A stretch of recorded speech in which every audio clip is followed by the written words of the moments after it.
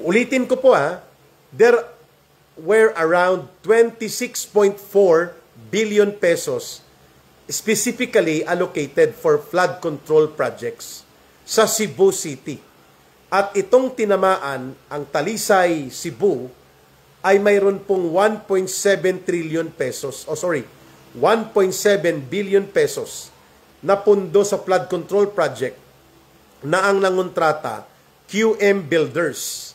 At ito yung tinanong ni Senator Marcoleta, paano ka nagkaroon ng loan credit capacity accreditation na pwede kang mangutang hanggang 500 billion pesos sa bangko.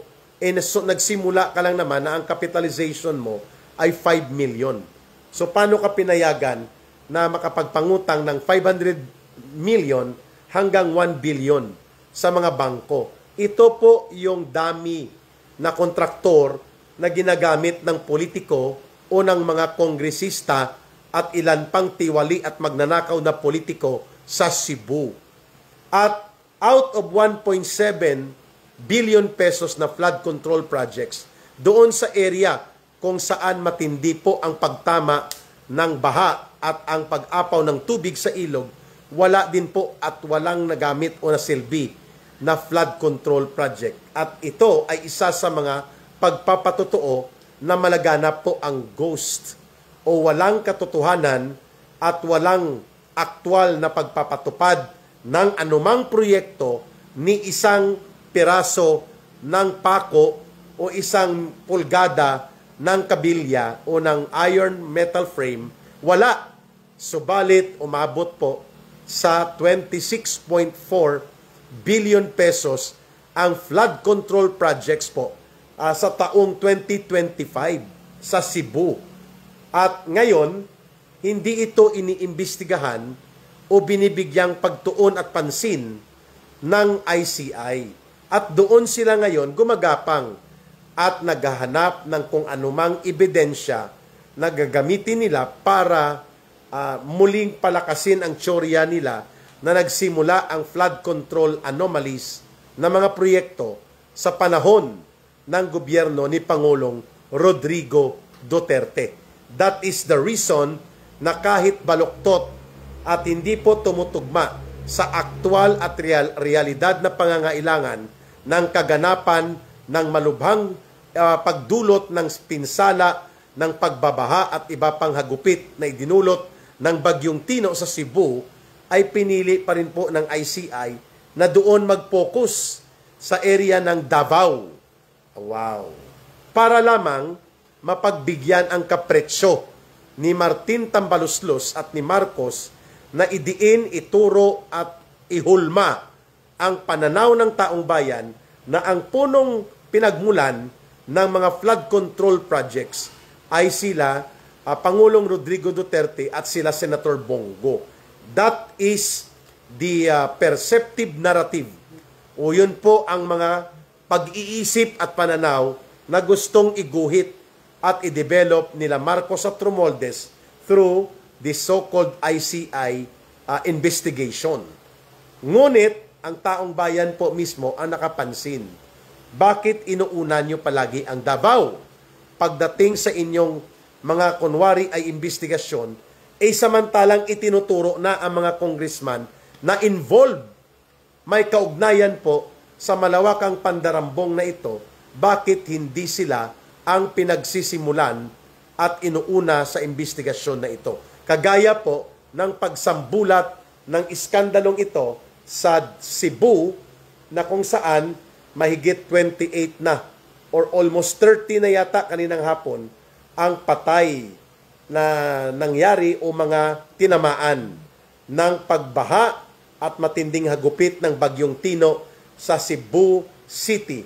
At makikita mo talagang maapektuhan ang damdamin mo, no? You will be emotionally affected na sumisigaw ang mga kababayan po natin ng tulong, tulong, help us, addressing, maybe, wala nang ibang hinihinga ng tulong yon, kundi gobyerno mismo, subalit walang dumating na helicopters, walang dumating na mga rubber boats o anumang mga inisyatiba ng Coast Guard, no? Sa mga kababayan po nating nilulubog at nilulunod ng baha. Yun. And speaking about this kind of situation, di ba ito ang ipinangako sa atin ng Estados Unidos kung bakit pinagbigyan sila na magkaroon ng 10 o 12 at ngayon po ay magiging 17 na mga EDCA sites sapagkat sa panahon ng kalamidad, sa panahon ng sakuna, ay gagamitin at tutulungan nila ang ating mga kababayan sa mga humanitarian relief and rescue operations. Wala namang ginawa po ang Estados Unidos na anumang pagpapatupad o pagbibigay ng honor to their words na sila ay tutulong sa panahon ng kalamidad at mga pinsala ng mga naturang uri ng kalamidad kagaya po ng idinulot ng Bagyong Tino doon sa probinsya ng Cebu. And speaking about yung mga helicopters, yung mga sakayang panghimpapawid, no, na ginagamit sana sa pagre-rescue sa kasalukuyang sitwasyon na ito na nagaganap sa Cebu, nag-crash pa po ang isang helicopter ng Philippine Air Force na ikinasawi ng 6 na mga pasahero nito at karamihan mga opisyal po ng ating Philippine Air Force. Kawawa, sa Agusan del Sur po nangyari ang pag-crash na ito. Hindi ko pa po nakukuha ang mga pangalan ng mga nasangkot sa ganitong sakuna. Renz Sarsaba, good evening ka Eric, ano bang papel ni Magalong? Wala na po si Magalong officially sa ICI, but I think he is open to many public engagement like invitation sa mga forum, symposium, at sa mga media interview. Pero hindi na po siya kasama o officially bahagi ng ICI. Good evening ka Eric. Teddy Betco, 111 na pong patay sa Cebu. Oo nga hindi ko pa muna binabanggit kasi wala pang official yata na paglalabas ng datos. Nakita ko rin yan, Teddy Betco, no?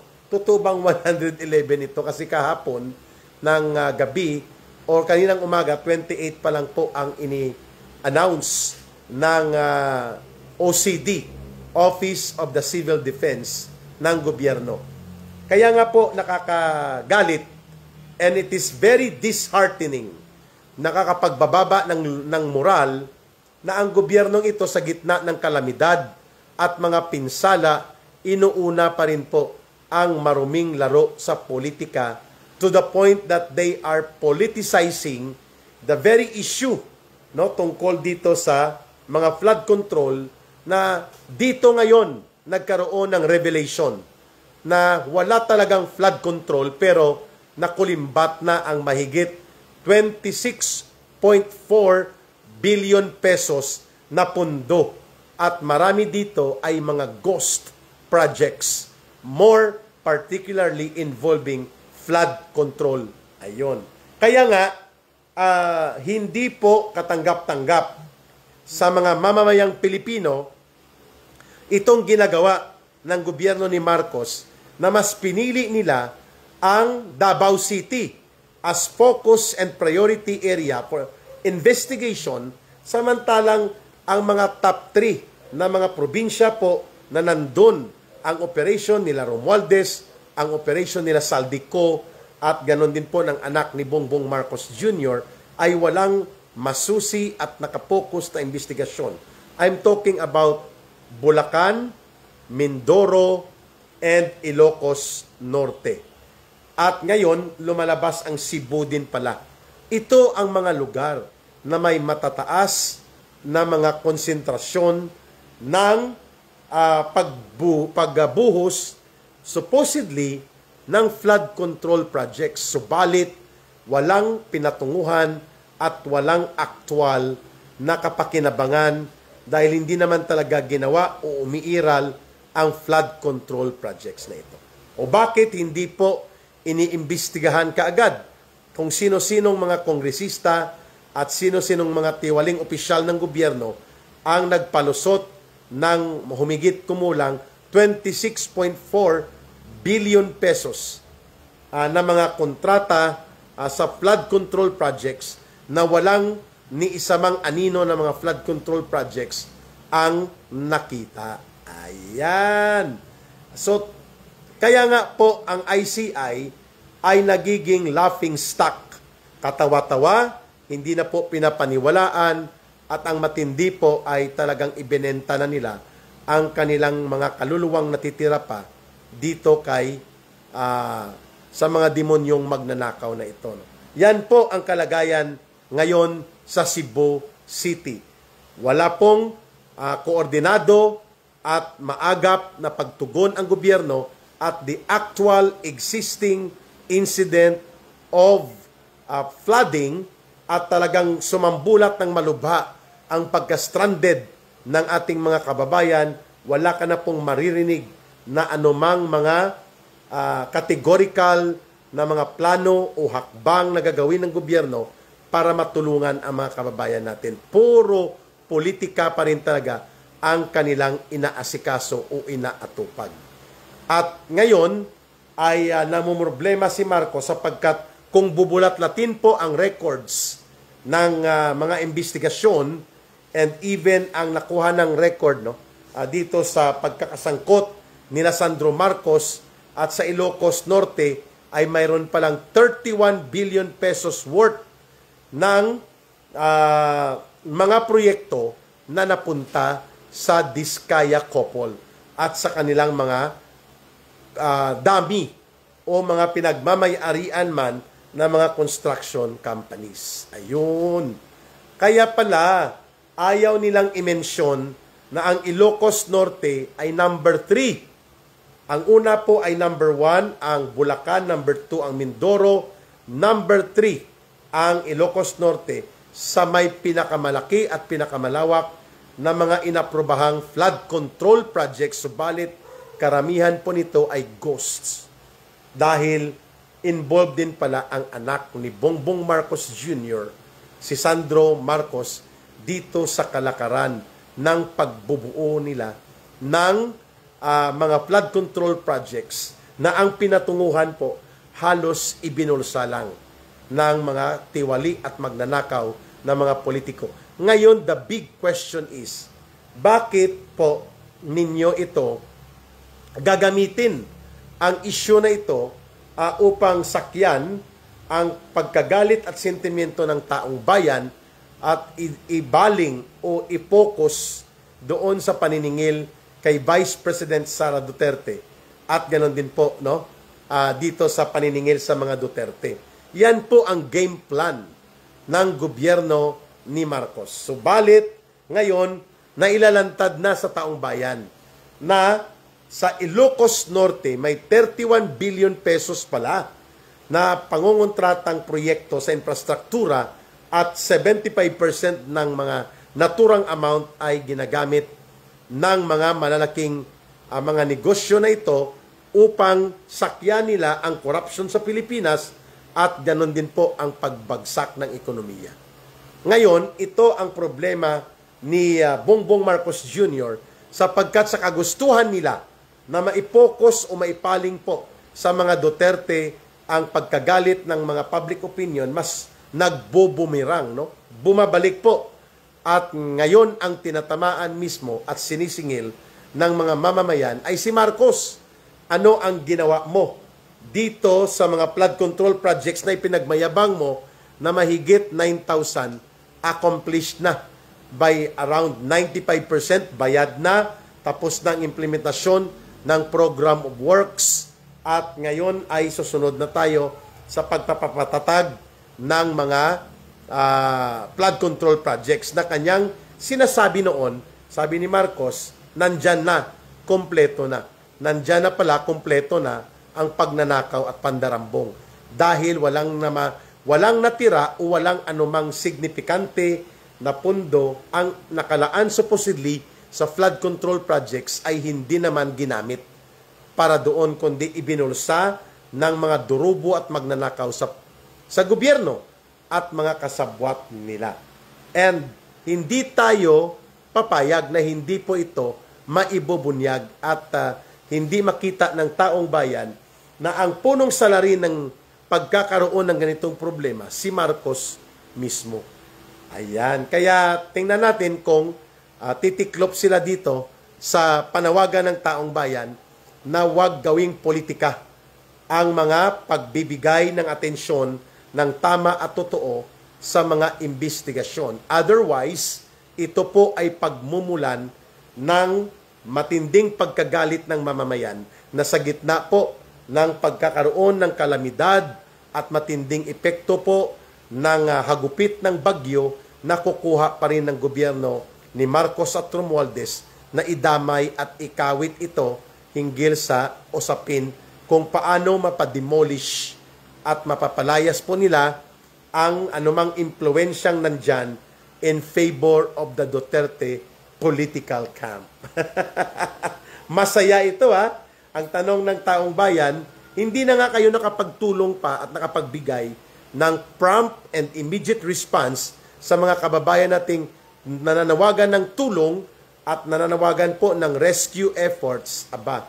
Ang inuna pa rin po ng grupo nila Marcos ay ang Davao City.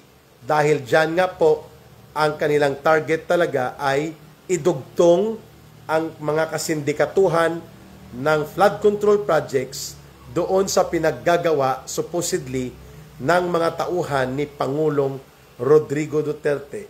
At ito ang game plan ngayon nila Marcos. Kaya pinabayaan na nila ang aktwal na kalamidad dyan sa may Talisay, Cebu at Saliluan at mga kapaligid na mga barangay nito at mga kapaligid na mga munisipyo sapagkat nagmamadali pala sila talaga na abutin itong mga inilalatag na target ng relief and rescue operations in the last quarter. At kinapital pa po ni Marcos ang kalagayan ng mamamayan upang makapagsulisit ng malakihang pondo gamit po ang itong mga organisasyon na nabuo sa kanilang layuning ipagtanggol ang karapatan at kabutihan ng mamamayang Pilipino. Ito ngayon ang tinatarget nila Marcos at nila Romualdez na durugin ang anumang mga attempt na may magbubunyag sa kanila hinggil sa kanilang pagkakasangkot sa flood control projects na ito.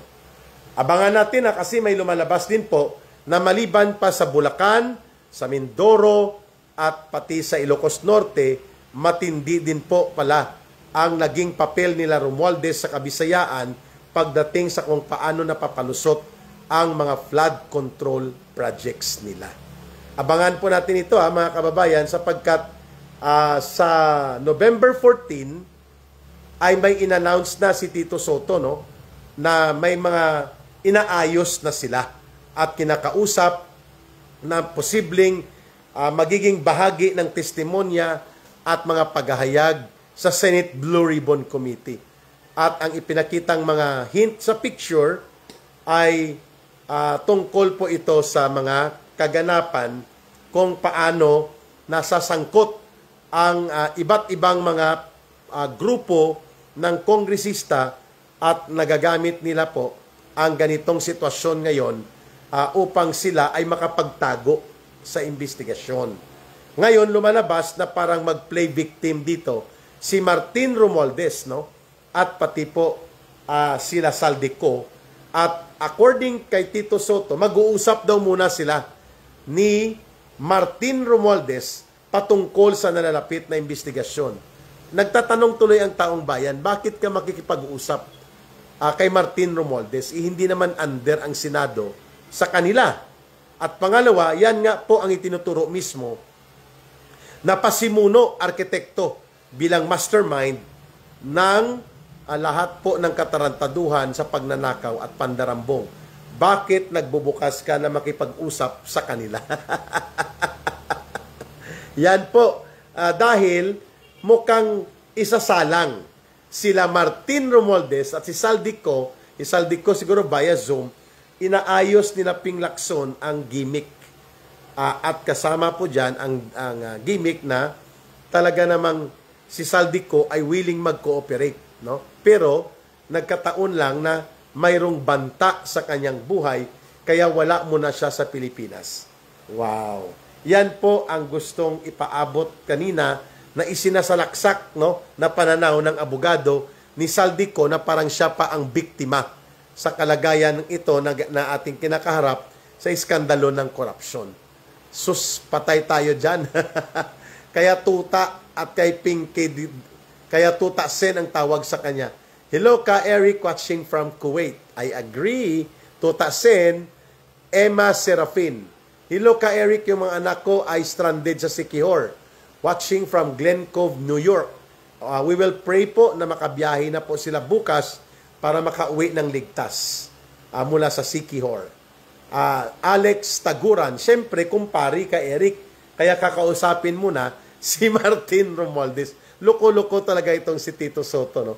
Kaya pinitik-pitik ito Lydia Fat, Nonet Whaleshell, miss ng fans mo ang program mo ninyo ni Doc Lorraine tungkol sa NTF-ELCAC at laban sa CPP, NPA, NDF. Kami din po, nami-miss na rin namin po yon.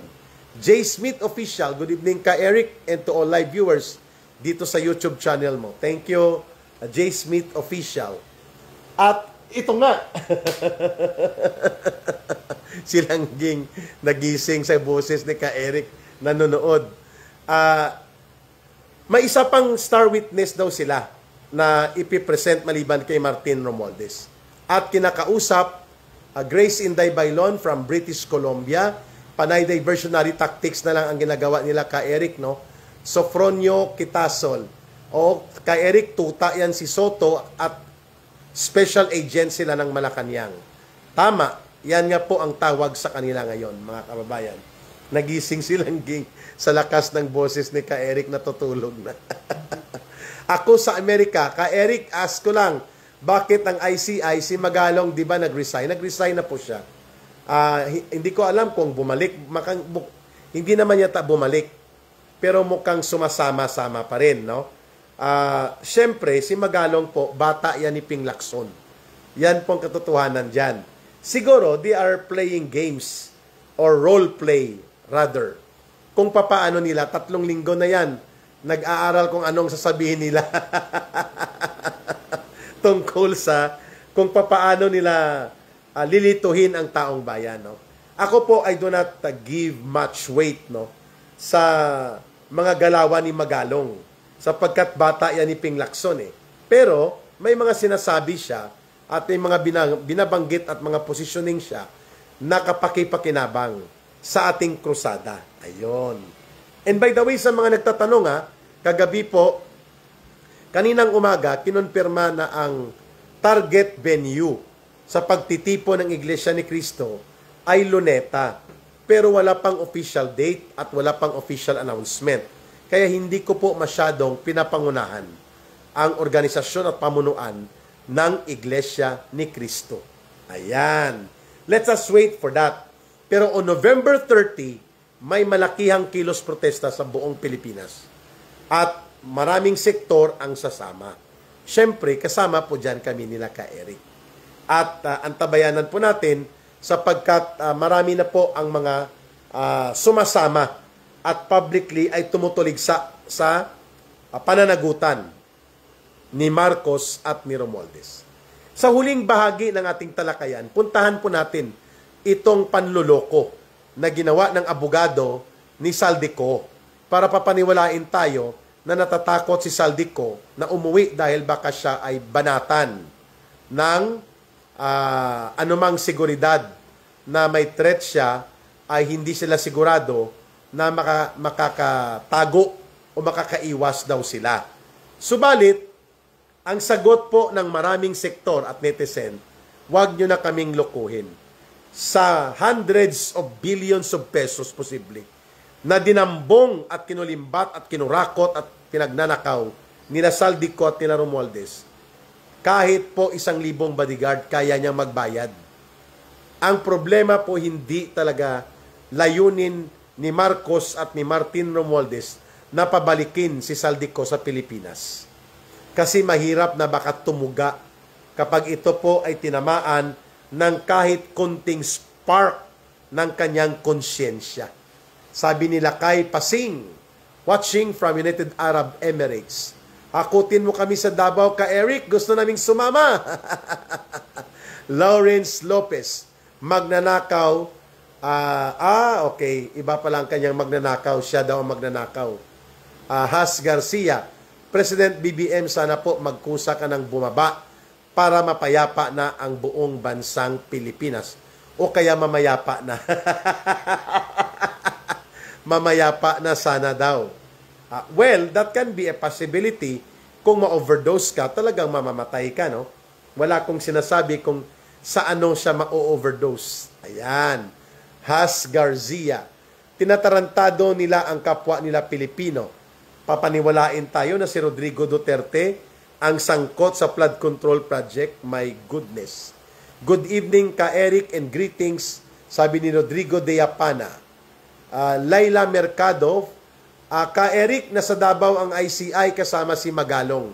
Kaya nga po marami ang nagtatanong, bakit nandyan pa rin si Magalong? Eh sabi ko nga, bata man yan ni Ping Lacson talaga.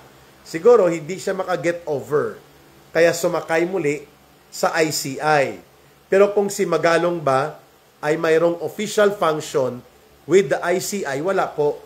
Unless i-announce nila na pinabalik na siya ng patago ni Bongbong Marcos Jr. Ayan. Si Magalong po, hanggang Martin Romualdez lang ang kaya niyan. Hanggang Saldico. But he cannot call out Marcos Jr. Alam na. No? Sabi ni Has Garcia, natutulog yata sila sa kangkungan. Kasi magnanakaw. Sinong magnanakaw? Lawrence, no? Ikaw yata ang magnanakaw, sabi ng mga netizen sa sumbi na naligaw dito. So, I do not give much weight to Magalong. Kasi ang alam ko, ang kanyang political affiliation, konektado kay Ping Lacson yan. No? Ferdinand Pacres is watching, but, may but ako dyan. I qualify. There are statements ni Magalong na kapakipakinabang sa ating pong pagsusumikap na magkaroon tayo ng karagdagang pagbubunyag hinggil sa pandarambong na isyu na ito. But in as far as calling out for accountability, I am pretty sure Magalong is not ready to call out Marcos as a principal author and orchestrator and mastermind dito sa crime of the century na 1 trillion pesos na pandarambong sa flood control project. Ka Eric, may Adictos Benedictos na nakapasok. Oo nga, nabasa ko. Pabayaan mo na lang, Ma'am Has, no? Kasi mga sumbi po yan. Pag sumbi, wala pong utak, wala ring puso. Pero binabayaran. Yan po ang kalimbawa ng mga bataan ni Marcos, mga kababayan. Kawawa naman, ano? Nabahaan, halos walang natira sa mga kabuhayan at bahay nila, ngunit walang ginawa na aksyon ang gobyerno ni Marcos. I agree to that observation ninyo, Cynthia. At ganon din po si Ferdinand Pacres nandito at si Rose Valle. Mas Magalong rehired ka, Eric. Hindi po siya na-rehired, no? Pero mukhang Ginoong Cesar Ocero, mukhang mayroon po, no? Daming comment ni Magalong noon para balik ICI lang ulit. Kasi nga sabi ko, Magalong is by political line, yan po ay bataan ni Lacson. Mukhang nakausap, pwede. Mukhang nahilot at naariglo, pwede po. I believe on that. Kaya nga, wala akong masyadong pagbibigay ng bigat sa kanya at I qualify always kung ano lang ang kapakipakinabang sa mga binabanggit niya. Pero from the very start, alam po natin na si Magalong hanggang kay Romualdez lang ang kaya niyang pitikin. Pero pagdating kay Marcos, tiklo po siya. At hindi po niya kayang sabihin ng buong katapatan ang buong katotohanan.